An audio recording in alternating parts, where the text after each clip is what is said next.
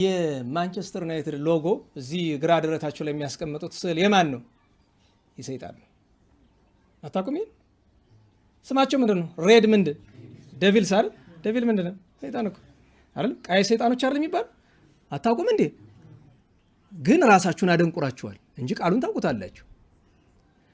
የማንቸስተር ዩናይትድ ኦፊሻል የደጋፊዎች ቻንት አለ አይደለም? እንደዚህ አንደኛው የሎጎ ቻንት ምንድን ነው? ፎሬቨር ዴቪልስ ነው የሚለው። ዘላለም ሰይጣኖች ነን ማለት ነው።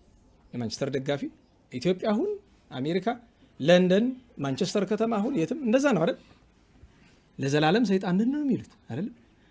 ከዛ ቀጥልና የሊቨርፑል ሎጎ ላይ ያለ የሆነ አውራ ዶሮ ብሎ ኦርነስ የሆነ ነገር የሚመስል ይታያል። ክንፉ ከፍ ያለ ምናምን ነገር እስኪድና ቼክ አድርገው ምን እንደሆነ ምልክቱ። ከዛ የአርሰናል ስትመለከተው መድፍ ነው አይደል የምታየው? ለምን ሲባል መጀመሪያ የመሰረቱት በ1880ዎቹ ወር 90ዎቹ እንደዚህ ሮያል እንትን ነበሩ፣ ይሄ መድፍ ምናምን የሚሰሩ ይላል። አርሰናል ራሱ ባይሰልፍ ስሙ እንደዛ ነው። ነገር ግን የአርሰናል ሎጎ ላይ ከመድፉ በታች ያሉትን 3 ቃላት የግሪክኛ ቃላት ናቸው። ተርጉማቸው ውረድና ኢንተርኔት ላይ ኮፒ አድርጋቸውና ፔስት አድርጋቸው። 3ቱም የጣዖት ስሞች ናቸው፣ የግሪክ ጣዖት ስሞች ናቸው። 3ቱም በታች ያሉት ስሞች አውቃለሁ። ይህም ትርጉም አይሰጠውም ለብዙ ሰው። እኔ ግን መድኃኒዓለም ከዕዳ ነፃ እንዲያደርገኝ እኔ እናገራለሁ። እንዳልኳችሁ ያልኖርንበት ነገር አለም፣ የኖርንበት ነገር ነው።